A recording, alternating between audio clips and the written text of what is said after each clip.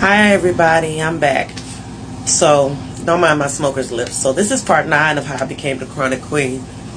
So, the next morning, we get home, we call the doctor. He tells us he's going to make a few phone calls and call us back. So we waited. A couple hours later, the doctor calls back. He's like, okay, I'm going to give you this address. I want you to go here as soon as you can, and they're going to help you. Call me when you get home from there, and I'll tell you what's next. I said, okay. So he sent me to this infusion center that was like 20 minutes from my house. So when I got up there, I signed in, and they told me that my doctor had called and he wanted me to receive some units of iron, and that I was going to do this 3 times a week for the next 6 weeks, depending on what my blood work says every week. So they signed me in and everything, and I go back there. They start giving me an IV to do the iron. So we go through all that.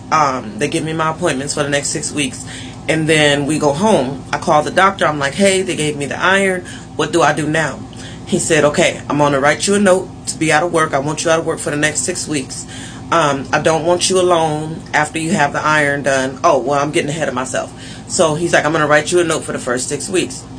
So as he's saying this, I'm getting a headache.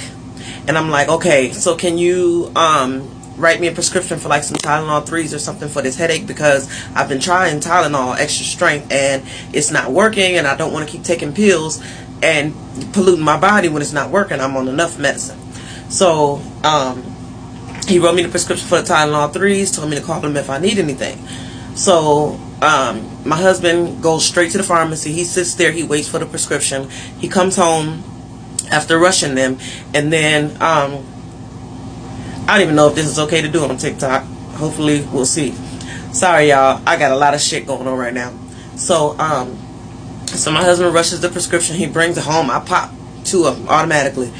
So I'm like, please God, let this headache go away. I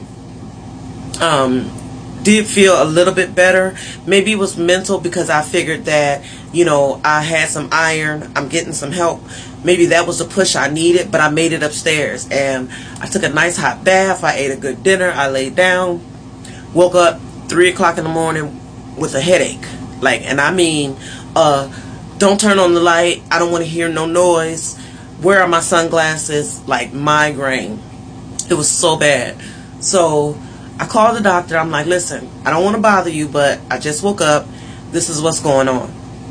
So he's like, okay, the next part, come in part 10.